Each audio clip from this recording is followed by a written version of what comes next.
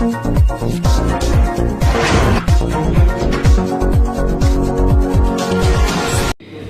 शेखर विजेंद्र जी, मंच पर उपस्थित उत्तर प्रदेश की विधानसभा में मेरे सहयोगी विधायक, इस विधानसभा के अति लोकप्रिय विधायक, मेरे अति प्रिय भाई चौधरी कीरत सिंह जी, इस कार्यक्रम के संयोजक, हम सब के श्रद्धेय वरिष्ठ नेता आदरणीय ईश्वर गोयल जी, इस कार्यक्रम के सह संयोजक ओमपाल पांचाल जी, रविशंकर गर्ग जी, देवबंद नगर पालिका के चेयरमैन विपिन गर्ग जी, नकुड़ नगर पालिका के चेयरमैन भाई शिव कुमार जी, जिले के महामंत्री राधेश्याम शर्मा जी, ओबीसी मोर्चे के जिले के अध्यक्ष राकेश आर्य जी, भाई जितेंद्र जागलान जी, गन्ना समिति मोरा के चेयरमैन भाई रविंद्र पुंडेर जी, इस सभागार के अंदर उपस्थित समाज की विभिन्न प्रतिभाओं को अपने अंदर समेटे हुए अलग अलग श्रेणियों के लोग जो यहाँ विद्यमान है, पत्रकार बंधु विद्यमान है, अधिवक्ता गण विद्यमान है, अनेक शिक्षक गण विद्यमान है,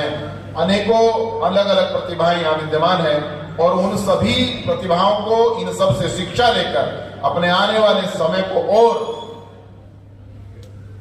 अपने जीवन को उस ओर ले जाने का काम करने वाले विभिन्न विद्यालयों के उपस्थित यहाँ मेरे छात्र और छात्राएं, प्यारे बहनों और प्यारे बच्चों, मैं जिस विषय पर अपनी बात रखने आप लोगों के बीच में आया हूं, उसके बहुत से टेक्निकल इश्यूज पर, उसके बहुत से टेक्निकल पॉइंट्स पर मुझसे पहले सभी वक्ताओं ने अपनी बात रखी है। ये नहीं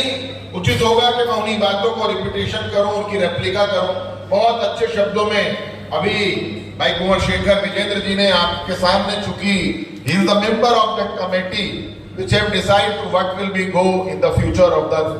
election, one nation one election, लेकिन मैं कुछ बातें आपके सामने जरूर शेयर करना चाहता हूं, कुछ बातों को आपके सामने जरूर रखना चाहता हूं और उन बातों को सीधे सरल शब्दों में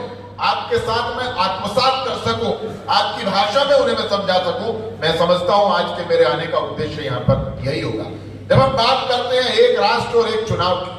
जब हम बात करते हैं विकसित राष्ट्र की,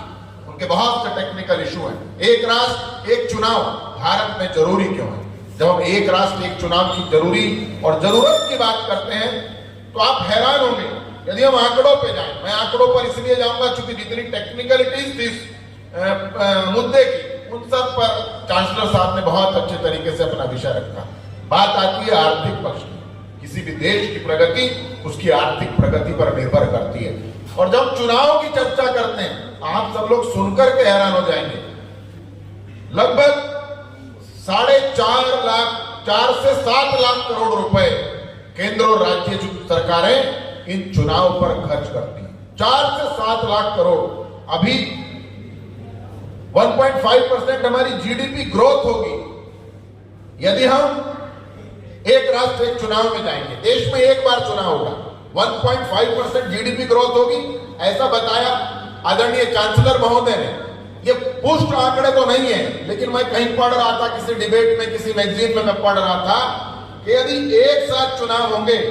तो हमारे लगभग 4.5 लाख करोड़ की सेविंग इस देश के अंदर हमारे संसाधनों की, हमारी आर्थिक बचत होगी और 4.5 लाख करोड़ रुपया हमारे देश की जीडीपी का 1.5% है। और जब हम इसको बचत करेंगे, जब वो बचत होगी, वो बचत उसका वो एक्सपेंडिचर में कहां जाएगी, उसका इन्वेस्टमेंट कहां होगा? उसका इन्वेस्टमेंट होगा देश के अंदर रहने वाले 140 करोड़ देशवासियों के स्वास्थ्य पर। उसका खर्च होगा देश के अंदर पढ़ने वाले छात्र और छात्राओं की शिक्षा पर और उसका खर्च होगा इस देश के अंदर इंफ्रास्ट्रक्चर डेवलपमेंट पर। और जब इंफ्रास्ट्रक्चर की बात करते हैं कि इंफ्रास्ट्रक्चर कैसे डेवलप होना चाहिए, क्या इंफ्रास्ट्रक्चर एक देश के अंदर होना चाहिए, मैं समझता हूं कि मंच पर जितने लोग बैठे हैं, मेरे सामने बहुत से लोग बैठे हैं, सामने कुछ छात्र और छात्राएं भी बैठी हैं, उनमें से छात्र और छात्राओं में से भी कुछ लोगों ने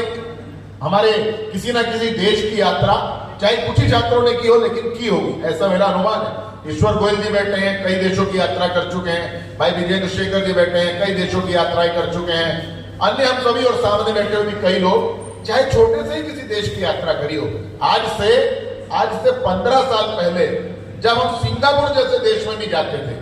जब हम बैंकॉक जैसे छोटे से देश में भी जाते थे, जब हम भूटान जैसे छोटे से देश में भी जाते थे, तो वहां पर जाकर के उतरते ही सबसे पहले मेरे देश का भारतीय कहता था, यहाँ की सड़कें बहुत अच्छी हैं, यहाँ की बिल्डिंग्स बहुत अच्छी हैं, यहाँ का हेल्थ सिस्टम बहुत अच्छा है, यहाँ का एजुकेशन सिस्टम बहुत अच्छा है। लेकिन वो अच्छा क्यों था? किसी भी काम को अच्छा करने के लिए एक विजन की जरूरत होती है, एक दृष्टि की जरूरत होती है, और इन दोनों के साथ भी एक पॉजिटिव अप्रोच की जरूरत होती है।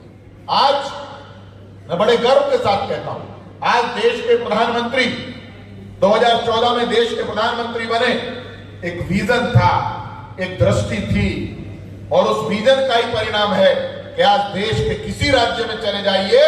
हर राज्य में कोई ना कोई बड़ा एक्सप्रेसवे आपको देखने को मिलता है, कोई ना कोई बड़ा ग्रीन फील्ड एक्सप्रेसवे आपको देखने को मिलता है। आज यही भारत जिसको लोग केवल सांप सपेरों का देश कहते थे, आज यही भारत विकासशील देशों की श्रेणी से उठकर आने वाले कुछ वर्षों के अंदर विकसित राष्ट्र की श्रेणी में आने वाला है। इसके लिए एक विजन चाहिए था, और वो विजन दिया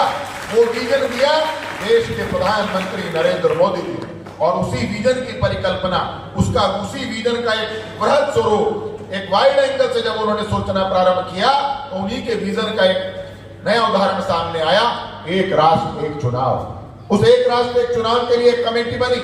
कमेटी के